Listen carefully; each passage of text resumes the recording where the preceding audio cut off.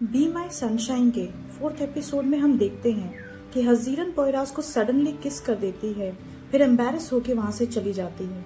वो रास्ते में फिर से इस गांव में खो जाती है। फोन से इधर उधर सिग्नल ढूंढते हुए वो अपना रास्ता ढूंढ रही होती है। तभी पोयराज वहाँ आ जाता है और उससे पूछता है, क्या तुम फिर खो गई हो? तुम्हें इस तरफ जाना है। हजीरन जाने से पहले उसे कहती है कि जो हुआ ना, तुम उसके बारे में कुछ मत सोचना, वो बस हो गया, एक मिसअंडरस्टैंडिंग थी, तुम उसे अभी भूल जाओ। पोयराज कहता है, मैं उसे ऑलरेडी भूल चुका हूँ। ये सुन के हजीरन को थोड़ा बुरा लगता है। वो कहती है ठीक है, और फिर वो दुखी मन से वहाँ से चली जाती है। अपने घर आकर हजीरन बिलिकीत को फोन करके बताती है कि नेहिर ने उन दोनों की बात सुन ली थी और वो सवाल जवाब करने लगी थी और उससे बचने के लिए उसने पोयराज को किस कर दिया। हालांकि पोयराज ने कहा है कि वो सब भूल गया है, कोई बड़ी बात नहीं है, लेकिन मुझे बहुत टेंशन हो रही है। यहाँ पोयराज को उसके दोस्त चिढ़ा रहे होते हैं। मेलिसा कहती है कि आखिर 2 दिन में इस लड़की ने तुम पे क्या जादू कर दिया है। पहले दिन जब तुम डांस नहीं करना चाहते थे उसने तुम्हें डांस करा दिया और अब तुम उसके साथ काम कर रहे हो। ये सब सुन के पोयराज इरिटेट होके वहाँ से चला जाता है। यहाँ हजीरन अपने घर के बाहर बैठी होती है, तभी देखती है कि पोयराज की गाड़ी उसके घर की तरफ आ रही है। हजीरन कहती है कि तुमने तो कहा था तुम सब भूल गए हो, इतनी रात को मेरे घर आए हो सवाल जवाब करने। पोयराज कहता है, मैं तुम्हारे घर नहीं अपने घर आया हूँ, ये साथ वाला घर मेरा है। दूसरे दिन हजीरन जब काम के लिए निकलती है, वो नोटिस करती है कि सब आसपास के लोग उसे देख रहे हैं। दरअसल यहाँ पे उसके बारे में गॉसिप हो रही है कि उसने पोयराज को कल रात को किस किया है। हजीरन को जाता हुआ देख नेहिर उसके पीछे पीछे आके बोलती है कि आखिर तुम मुझसे बात क्यों नहीं कर रही हो। हजीरन गुस्से में कहती है, क्योंकि तुम्हारे कारण मैं पोयराज से आंखें तक नहीं मिला पा रही हूँ, मुझे उसके साथ काम भी करना है। नेहिर कहती है, तुम परेशान क्यों होती हो, मैं बात करूंगी ना उससे। हजीरन उसे कुछ भी करने से मना करती है तो नेहिर कहती है, तुम परेशान मत हो, मैं बात संभाल लूंगी। यहाँ इदिल अपने गार्डन में काम कर रही होती है, तभी उसकी दोस्त आके उसे बताती है कि वो लड़की वापस आ गई है। इदिल पूछती है, कौन? वो शहर की लड़की?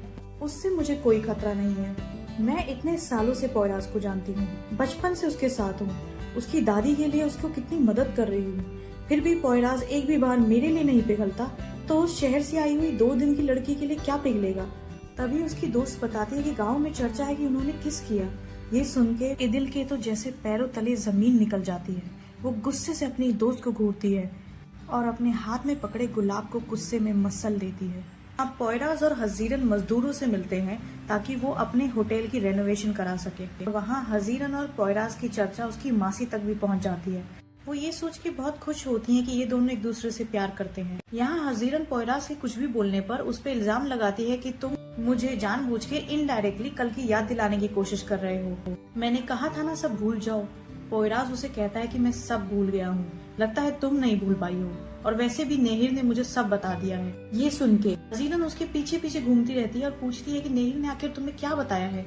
तभी मजदूर उन्हें बुला के कहते हैं कि 3 हफ्ते में हम सारा काम कर देंगे। हजीरन कहती है कि हम गांव के सारे मजदूरों को लेकर आते हैं और जल्दी से जल्दी काम खत्म कराते हैं। पोयराज कहता है कि गांव के सारे मजदूर यही हैं। ये सुन के हजीरन परेशान होती है। तभी उसकी दोस्त का फोन आ जाता है जो उसे बताती है कि उनकी एक दोस्त इलल की एंगेजमेंट टूटने ही वाली है, क्योंकि उसके फियांसे ने टाइम पे वेन्यू बुक नहीं कराया और अब शहर में कोई वेन्यू अवेलेबल नहीं है। ये सुन के हजीरन को आइडिया आता है और वो कहते हैं कि इलल को बोलो वो मुझसे बात करे, मेरे पास एक बहुत सुंदर वेन्यू है उसे ऑफर करने के लिए। और वो खुशी खुशी जाके ये बात पोयराज को बताती है कि हमें हमारा पहला काम मिलने ही वाला है, जल्दी चलो, हमें बहुत सारे अरेंजमेंट्स करने हैं। वो गाड़ी से कहीं जा रहे होते हैं, तभी हजीरन को उसके बॉस का फोन आता है। बॉस हजीरन को वापस से उस गाँव जाने के लिए बोलते हैं क्योंकि जमीन एक्वायर करने में फिर से कुछ परेशानी आ रही है।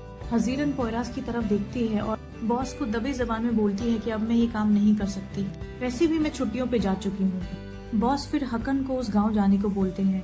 हकन वहाँ नहीं जाना चाहता क्योंकि वो उसी गांव से है, लेकिन बॉस के दबाव के कारण उसे मानना पड़ता है। यहाँ जैसे ही हजीरन नेहिर को देखती है उससे पूछती है कि तुमने आखिर पोयराज को क्या बताया। नेहिर बताती है कि मैंने उससे कहा कि हम दोनों ट्रूथ और डेयर खेल रहे थे और मैंने तुमसे तुम्हारा सबसे बड़ा सीक्रेट पूछा या फिर जो पहले आदमी दिखे उसको किस करने को बोला। पोयराज हजीरन को कहता है कि लगता है तुम्हारा सीक्रेट बहुत गहरा है, तभी तुमने नेहिर की दूसरी शर्त मानी।